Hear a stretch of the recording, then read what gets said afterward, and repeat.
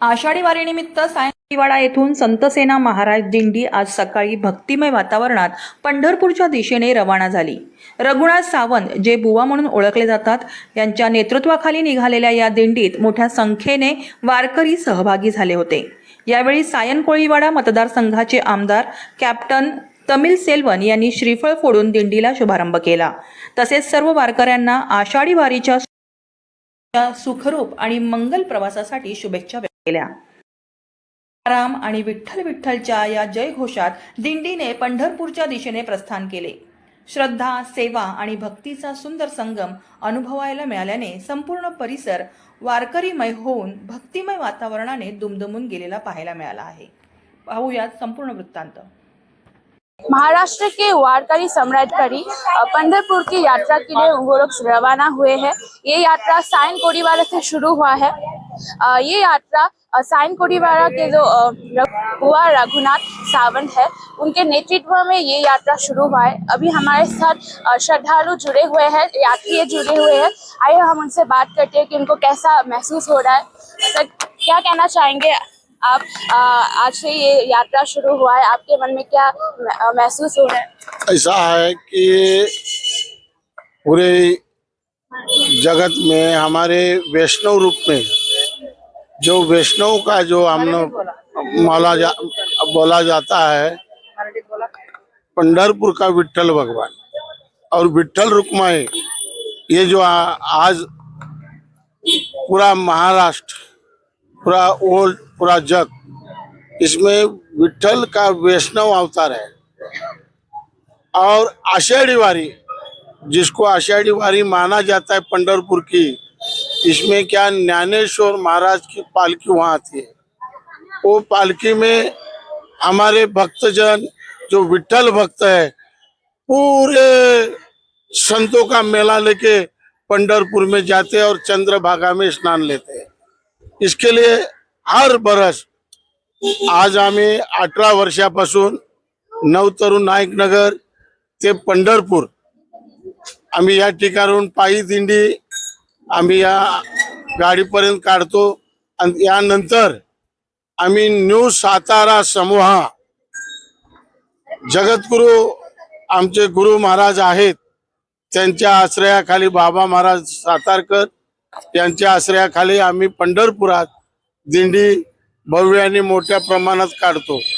त्या ठिकाणी न्यू सातारा समूहाचे अध्यक्ष आमचे गुरुमाऊली, आमचे गुरुभक्त नाना निकम आणि सर्व कमीत कमी 25 ते 30 हजार भक्तजन पंढरपुरामध्ये सोलापूर रोडवरून विठ्ठल रुक्माईचा पूर्ण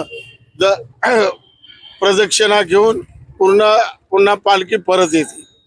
तो वर्षानुवर्षे या 18 वर्षाचा आमचा या ठिकाणी म्हणून पंढरपूरला जायचं प्रदान केलं। परंतु एक तुम्हाला खंत सांगतो की आज स्लम एरिया, झोपडपट्टीचा एरिया असताना सह त्या ठिकाणी दिवंगत आमचे जगन्नाथ शेट्टी यांनी एक संकल्प केला की तुम्ही बुवा की पंढरपूरला जाण्यासाठी आम्ही सगळी सुविधा करतो आणि तुम्ही पंढरपूरला स्थान करा।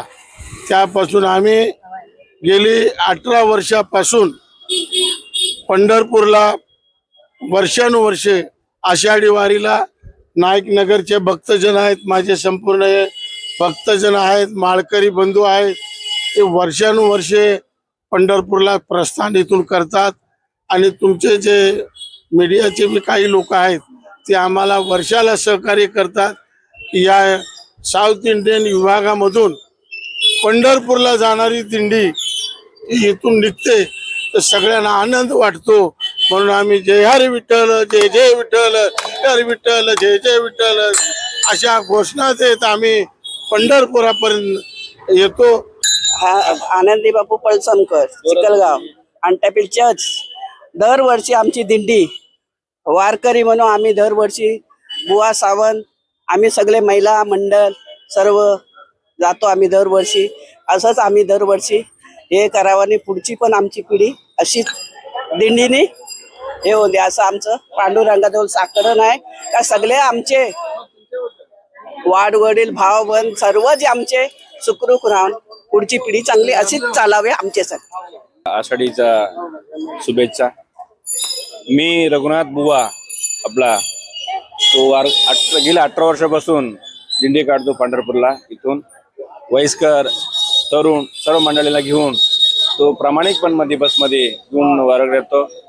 मी मायबाप सरकारला ही विनंती करेल, जो वारकरी पंढरपूरला निघताय त्यांना रस्त्यामध्ये कुठला अडचण होऊ नये व असुविधा होऊ नये असा मायबाप सरकार त्यांना लक्ष द्यावा असा जनंत विनंती करतो. मायबाप सरकारला नीट एक्झामचा जो मुलांचे उपोषण चालू आहे, जगाजोग त्यांची घोषणा चालू आहे, ते मायबाप सरकार तो विद्यार्थीवर कुठला आपत येऊ नये, कुठला ते विद्यार्थीवर जो उपोषण करतात, आंदोलन करतात, ते विद्यार्थीवर कुठलाही गुन्हा दाखल करू नये.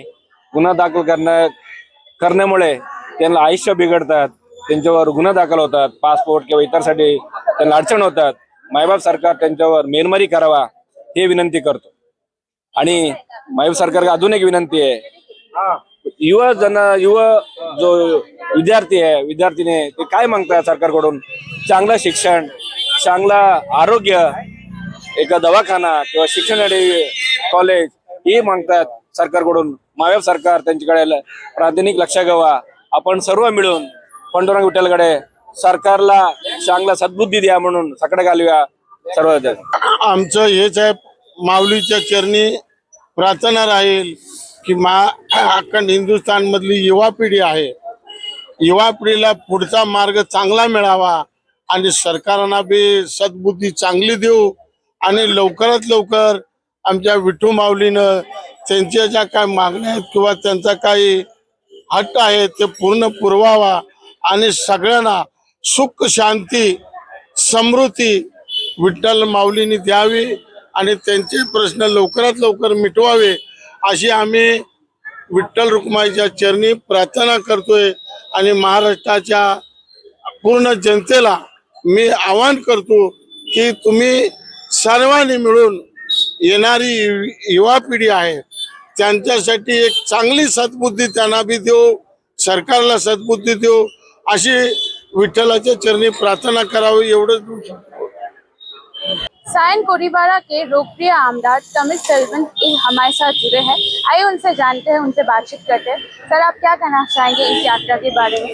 ये महाराष्ट्र में माना हुआ फूल देवदार ये पांडुरंग विठ्ठल, पंडरनाथ विठ्ठल, ये जो विठ्ठल बाबू का जो महत्व का जो महीना है, ये महीना इसमें मेरा विधानसभा क्षेत्र से नायक नगर और अन्य भाग गोवा का नेतृत्व में हर साल भगवान है तो हम लोग है. ये भगवान हम लोग को छोड़ा काम करने को. मैं भी जनता का सेवा का माध्यम से भगवान का आशीर्वाद से, सम्मानीय मुख्यमंत्री साहब का आशीर्वाद से ये सेवा हर साल चलते रहता है. मैं भी ये बार जाने वाला है तो ये भगवान का आशीर्वाद से चुटकी रहे. ये भगवान अभी जो दिल्ली का अंदर जो जंतर मंदिर में जो चालू है, मैं ये विषय आज अपील करना चाहता हूँ भगवान का मंच में. विद्यार्थी अपना अलग से आंदोलन कर सकता है, अधिकार है. पॉलिटिशियन को लेके देश को खराब करने का विषय छोड़ने चाहिए. आप आंदोलन करो, न्याय मांगो, सच्चाई न्याय सम्मानीय पंतप्रधान साहब का आशीर्वाद से मिलेगा. धन्यवाद. निष्पक्ष बातम्या, नवा दृष्टिकोन, युवा स्तंभ न्यूज नेटवर्क.